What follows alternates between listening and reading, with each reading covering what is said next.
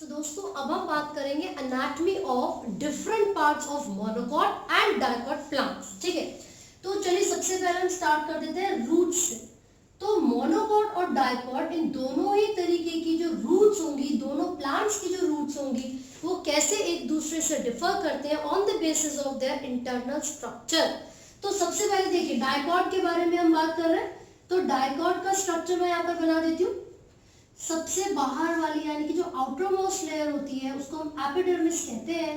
And in the case of roots, जब roots के बारे में आप बात करोगे तो क्योंकि रूट्स के सरफेस पर कुछ मॉडिफिकेशन प्रेजेंट होती है and these are called root hairs. तो यहाँ पर ये जो एक्सटेंशन हम निकाल रहे हैं क्या है, these are the root hairs. तो इस तरीके से हमने यहाँ पर ये रूट हेयर को रिप्रेजेंट किया। ठीक है, तो चलिए ये रूट हेयर हो गए। मैंने बताया था कि जो आउटर मोस्ट लेयर यानी कि एपिडर्मिस है, it is made up of some flattened parenchyma cells. ठीक है, जिनमें बहुत ही कम इंटरसेलुलर स्पेस होता है और जनरली वो सिंगल लेयर होती है। सो इस तरीके से ये फ्लैटेंड पैरेन्काइमा सेल से हम रिप्रेजेंट कर रहे हैं किसको, आउटर मोस्ट लेयर यानी कि एपिडर्मिस को। And below the epidermis is the region called cortex region. तो लेबल कर लिया हमने, दिस इज द एपिडर्मिस। ये क्या है, रूट हेयर। रूट हेयर का फंक्शन क्या था, वाटर मिनरल को एब्जॉर्ब करना सॉइल में से। किस तरीके के सेल्स होते हैं, जनरली सिंगल सेल्ड होते हैं यानी कि यूनिसेलुलर होते हैं। फिर उसके बाद आप यहाँ पर कुछ सेल्स को अरेंज होते हुए देखोगे which will be having thicker cell wall and these are the collenchyma cells. Below the epidermis are present collenchyma cells that generally do not have intercellular space. तो इस तरीके से यहाँ पर जितने भी सेल्स आप देखोगे एपिडर्मिस के नीचे, ये सारे कौन से सेल्स होंगे, ये होंगे collenchyma cells and this region is called cortex region. तो सबसे पहले देखा हमने epidermis, epidermal region, then cortex region, then comes ये एक रीजन आप देखोगे एंडोडर्मिस। ये कौन सा रीजन आएगा, कौन सी लेयर आएगी, third one is the endodermis. क्योंकि हम रूट्स की बात कर रहे हैं तो रूट्स के केस में जो एंडोडर्मिस होती है, इसके जो सेल्स होंगे they must be having a waxy layer जिसको हम कैस्पेरियन स्ट्रिप कहते हैं। एंड दिस कैस्पेरियन स्ट्रिप, इस स्ट्रिप को हमने बोला कैस्पेरियन स्ट्रिप।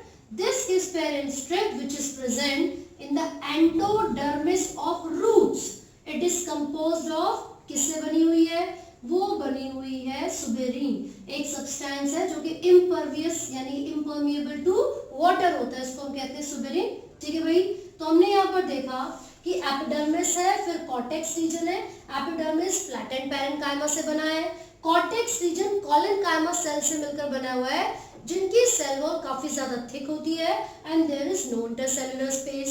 फिर एंडोडर्मिस रीजन हमने देखा, इसमें कुछ फ्लैटेंड सेल्स होते हैं और यहाँ पर एक लेयर प्रेजेंट होती है या फिर एक स्ट्रक्चर प्रेजेंट होता है, स्ट्रिप प्रेजेंट होती है रूट्स के केस में, जिसको हम कैस्पेरियन स्ट्रिप कहते हैं। This strip is composed of suberin, ये जो उसका सब्सटेंस है जिससे मिलकर वो बनी हुई है वो सुबेरीन है। एंड दिस इज इम्पर्मिएबल या इम्पर्वियस टू वाटर, ये वाटर के फ्लो को अलाउ नहीं करेगा। Then you will observe some elongated cells. Roots के अंदर कुछ elongated cells आपको दिखेंगे। इन cells को collectively ये कहलाते हैं पेरीसाइकल। इनको collectively हम क्या बोलेंगे, पेरीसाइकल बोलेंगे।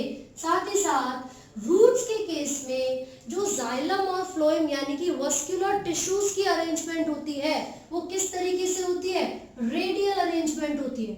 किस तरीके से होगी, रेडियल अरेंजमेंट होगी।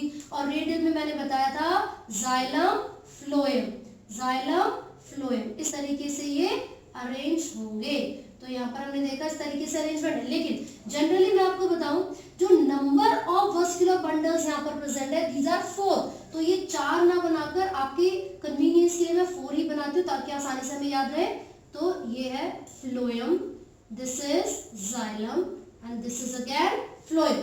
तो जो नंबर ऑफ वस्कुलर बंडल्स हैं इनके अंदर, टिश्यूज है, वो कितने हैं, 4 होते हैं, बल्कि इससे ज्यादा मोनोकॉट के अंदर प्रेजेंट होते हैं। ठीक है, तो हमने यहाँ पर क्या देखा, एपिडर्मिस है, फिर cortex region, then endodermis, then these elongated flattened cells are called pericycle. इसको क्या बोलते हैं, पेरिसाइकल, देन ये वस्कुलर बंडल्स प्रेजेंट है, ठीक है, vascular bundles. These xylem and phloem which are present in these muscular bundles have which type of arrangement? Radial arrangement. Radial arrangement. And these are open type.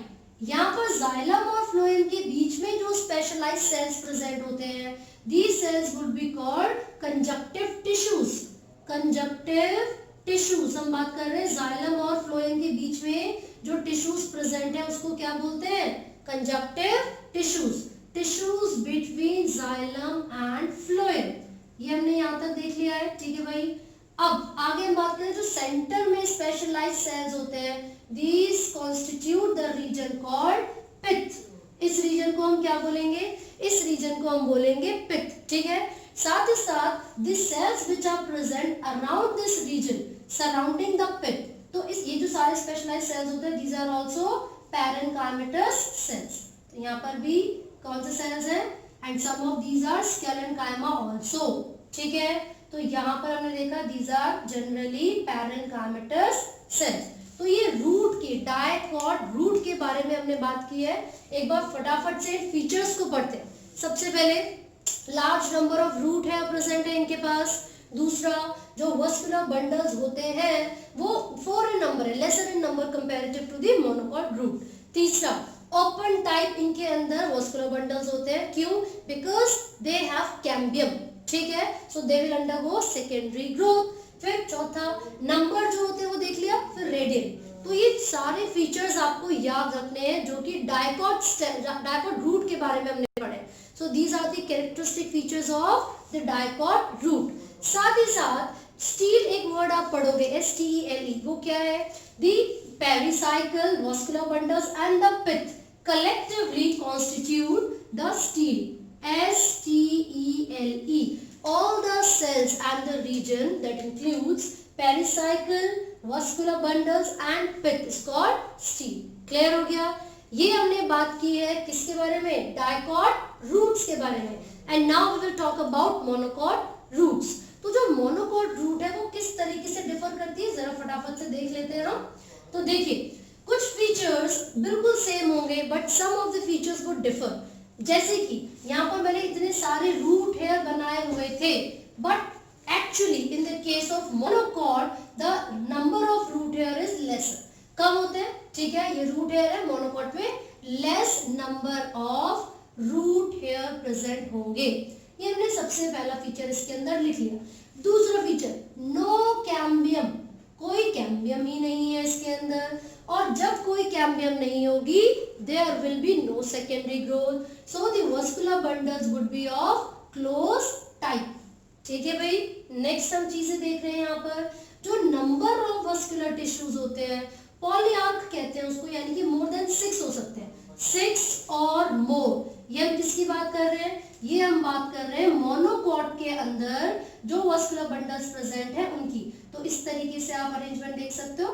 Xylem phloem कुछ इस तरीके से वो arrange होंगे, है ना. सो मैंने जैसे कि बोला इट कुड बी 6 और मोर. तो इस तरीके के अरेंजमेंट को पॉलीआर्क कहते हैं. और जो पिथ होता है इस वाले केस में यानी कि मोनोकॉट के केस में pith is large and developed. Pith is central, obviously the central region is called the pith, and in case of monocots the pith is large and more developed. Large and more developed. So ये जो characteristic features हमने पढ़े भाई इसको हम monocot लिख रहे हैं. dicot हम already कर चुके हैं. This is monocot. तो monocotyledon और dicotyledon roots का जो structure है वो किस तरीके से differ करता है. In case of monocot roots आप क्या ऑब्जर्व करोगे? Lesser number of root hair, no cambium is present. Since there is no cambium, there will be no secondary growth, and the जो arrangement है xylem of phloem की would be of closed type. And यहाँ पर जो number है ये क्या है? No मतलब number of vascular bundles it could be 6 or more than 6. साथ साथ पिथ कैसा होता है इसके अंदर? Pith is large and well developed. Pith is large and well developed. So इसके साथ साथ हम यहाँ पर रूट्स को कंप्लीट कर रहे हैं. We have studied about the dicot and monocot root, उनकी एनाटॉमी को हमने पढ़ा है।